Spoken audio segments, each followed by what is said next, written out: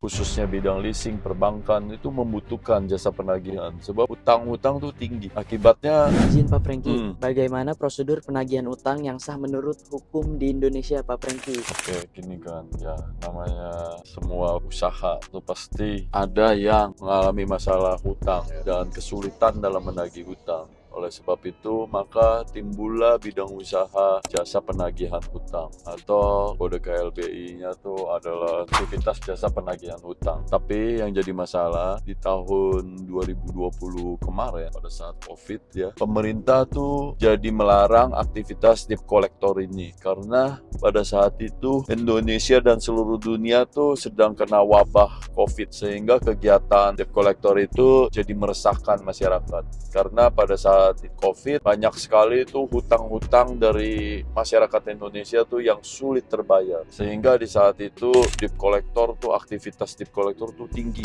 dibutuhkan banyak pengusaha. Akhirnya jadi kekerasan, jadi meresahkan sehingga tahun 2020 lah OJK tuh melarang aktivitas debt collector dan pada saat itu bidang usaha debt collector ini ditutup dari OSS atau dari Kementerian Perindustrian dan Perdagangan. Jadi ketika kita mau bikin bidang ini jadi ditutup sampai sekarang. Nah, tapi kan gimana pengusaha tuh khususnya bidang leasing, perbankan itu membutuhkan jasa penagihan sebab utang-utang tuh tinggi. Akibatnya dibenahinlah oleh OJK. OJK mengatur bahwa perusahaan debt collector ini harus ditata, yaitu mereka harus ikut dalam asosiasi jasa penagihan utang. Dalam asosiasi nantilah yang mengawasi mereka. Nah, nanti mereka anggota-anggotanya tuh ya wajib pelatihan. Tujuannya asosiasi adalah mengawasi pelatihan setiap anggotanya. Setiap anggota yang udah diberikan pelatihan nanti ketika lulus diberikan KTA. Nah, setiap tahun tuh wajib perpanjang. Jadi tujuannya dari KTA ini adalah bahwa negara mau tuh menjamin bahwa setiap yang penagih nanti harus tuh punya pelatihan dasar hukum, pengertian tentang menagih tuh ya nggak boleh ada kekerasan, mengancam itu kan masuk dalam KUHP pidana.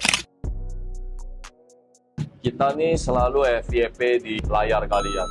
Kalau kalian mau terus untuk kami dalam mendidik dan mengedukasi budi pekerti buat generasi penerus bangsa kita, maka kalian harus follow supaya kita nih bisa mengembangkan tim kita. Seperti yang kita tahu, kalau orang baik itu terus diam, maka nanti kalah dari orang jahat.